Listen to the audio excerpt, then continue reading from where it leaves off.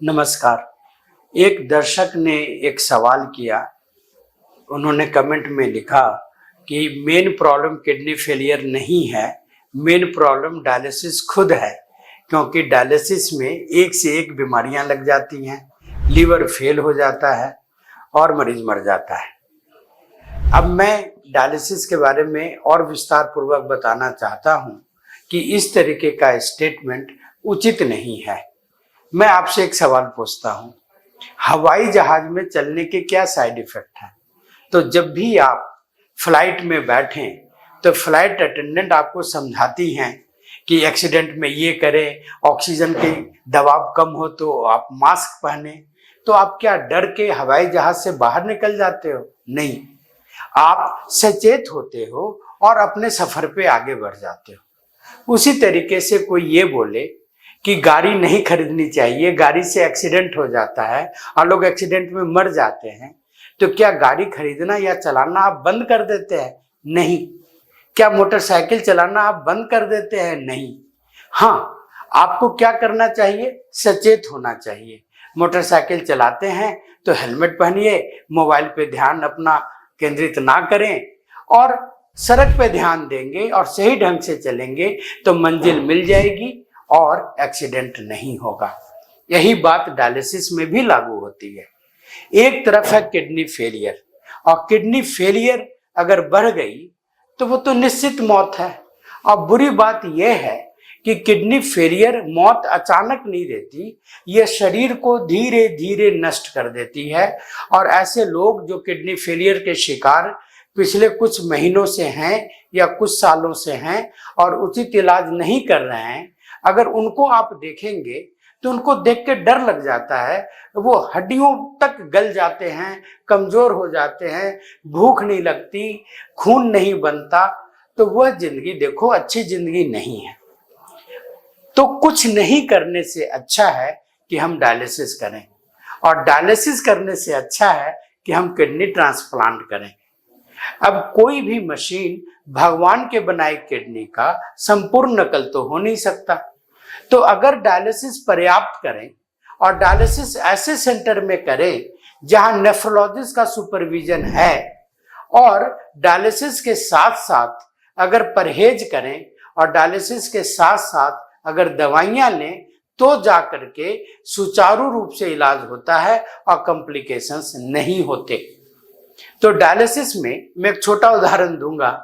World wide recommendation है कि हफ्ते में 3 कराना चाहिए। ऐसे लोग जिनका यूरिन आ रहा है और किडनी उतना एडवांस फेलियर में नहीं है, उनका हफ्ते में 2 में भी काम चल जाता है। लेकिन मैं आए दिन देखता हूं कि लोग डायलिसिस 5 दिन में एक बार, 7 दिन में एक बार, तो जो ये कमी रह जाती है उसमें जहर जमा होता चला जाता है और यही जहर धीरे धीरे जमा होकर के कॉम्प्लिकेशंस को पैदा करता है। तो दोष डायलिसिस में नहीं है, दोष डायलिसिस को सही ढंग से नहीं लेने में है। अगर डायलिसिस के रास्ते पे चल रहे हैं तो समय रहते डायलिसिस के लिए एक जरिया बनाना पड़ता है जिसको फिस्टुला बोलते हैं, जिसमें हाथ में 2 नसों को आपस में सिल देते हैं जिससे कि डायलिसिस के लिए ब्लड निकाला जा सके। लोग उसको भी आमतौर पे सही समय पे नहीं कराते। और अगर डायलिसिस पे हैं तो देखिए, मर्यादा में रहना बहुत जरूरी है। डायलिसिस में कुछ चीजों पे ध्यान देने की आवश्यकता है। 2 डायलिसिस के बीच में पानी का जमाव, पानी का अकुमुलेशन 2 किलो से ज्यादा नहीं होना चाहिए। तो अगर डायलिसिस के बाद आपका वजन मान लीजिए कि 56 किलो पे आप जा रहे हैं, तो अगला डायलिसिस 58 किलो पे हो जाना चाहिए। तो अगर समय रहते पानी निकलवा लेंगे, वह जहर ही तो है। अगर उसको नहीं निकालेंगे तो इमरजेंसी आती है और कभी कभी लोगों को तो एडमिट करना पड़ जाता है। तो पानी का मर्यादा क्या है? 2 डायलिसिस के बीच में 2 किलो से ज्यादा वेट गेन पानी के कारण नहीं होना चाहिए। उसी तरह हीमोग्लोबिन को 11-12 के बीच में रखना चाहिए और इसके लिए एक से एक बेहतरीन दवाइयां हैं।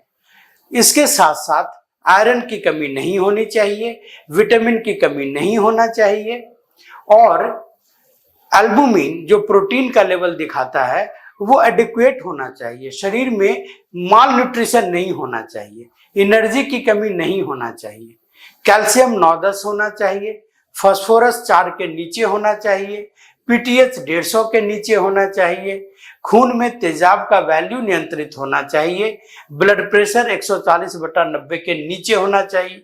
और हाँ, बहुत बार मैंने देखा है कि अगर किडनी फेलियर डायलिसिस पे लोग आए हैं और वो डायबिटीज के कारण किडनी गई, तो वो बहुत बार शुगर को इग्नोर कर देते हैं। ध्यान रखें, जो डायबिटीज ने किडनी खराब कर दिया वह डायबिटीज आपके आंख के लिए, हार्ट के लिए भी हानिकारक है, तो शुगर पे भी ध्यान रखना जरूरी है। तो डायलिसिस के साथ साथ अपने नेफ्रोलॉजिस्ट को नियमित दिखा करके, टेस्ट करा करके, टेस्ट के हिसाब से अपनी दवा और परहेज को एडजस्ट करते रहेंगे तो ये संभव है कि डायलिसिस पे सालों साल तक स्वस्थ और निरोग रहा जा सकता है। रही बात जॉन्डिस होने की, तो बहुत पहले जब हाइजीन इश्यूज होते थे तो खून से फैलने वाली बीमारियां जैसे हेपेटाइटिस बी, सी, HIV बहुत ज्यादा डायलिसिस यूनिट में हो जाती थी। अब कोई भी ढंग का यूनिट इन चीजों के प्रति सचेत होता है। डायलिसिस शुरू करने के पहले इन तीनों बीमारियों की जांच की जाती है। हेपेटाइटिस बी का तो टीका आ गया है, तो डायलिसिस वालों को वैक्सीनेट हो जाना चाहिए फॉर हेपेटाइटिस बी। निमोनिया के लिए भी वैक्सीन देने लगे हैं, वायरल इन्फेक्शन के लिए भी वैक्सीन देने लगे हैं। और हेपेटाइटिस सी जो बहुत पहले बड़ा कॉमन था डायलिसिस में, आज से 20-25 साल पहले, और उस टाइम में तो हेपेटाइटिस सी का इलाज भी नहीं होता था, लेकिन अब इसका इलाज संभव है। तो बहुत तरक्की हुई है डायलिसिस में, और डायलिसिस के कॉम्प्लिकेशन इतना ज्यादा नहीं है जितना लोग बढ़ा चढ़ा के करते हैं। अगर सचेत होकर डायलिसिस करें तो डायलिसिस जीवनदायिनी भी होती है और कॉम्प्लिकेशंस को मिनिमाइज किया जा सकता है। नेफ्रोलॉजिस्ट को अपना मित्र समझें और ऐसा डायलिसिस यूनिट चुनें जो कि इंडियन सोसाइटी ऑफ नेफ्रोलॉजी के मापदंडों पे खरा उतरता हो, जहां बेहतरीन इलाज होता हो। धन्यवाद।